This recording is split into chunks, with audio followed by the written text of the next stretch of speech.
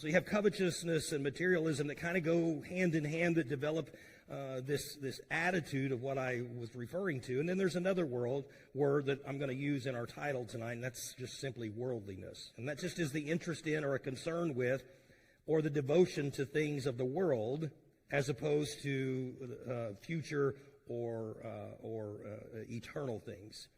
James said this about this mindset of worldliness. He says, "You adulterers and adulteresses, know ye not that friendship to the world is enmity with God? Whoever therefore will be a friend of the world is the enemy of God." So I just mentioned these philosophies or these mindsets.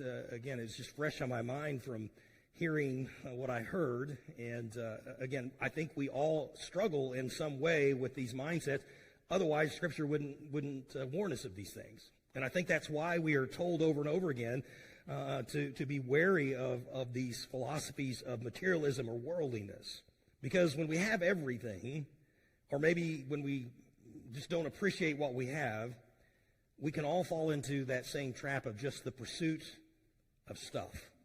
And it seems like the stuff we pursue, honestly, is the stuff the world holds in high regard. Even as Christians, we find value in the things that the world places value on. So where's this all going with the story of the prodigal son? Well, in Luke chapter 15, this is an account of this. Of course, you'll know the story, but it's an account of a young man who seemed to have, honestly, everything that he needed, and quite honestly, probably a lot of what he wanted.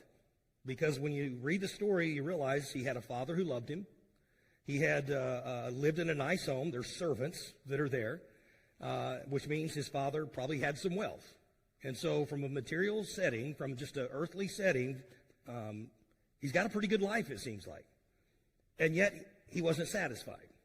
He wanted something more. He wanted to be in the world, to be like the world, to enjoy the things of the world. That's really what it boils down to.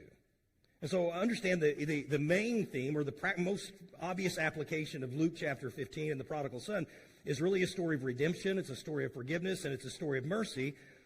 But the cause of this estranged relationship, why it broke down, it really simply boils down to this, that the prodigal son took what I'm going to call the detour of worldliness.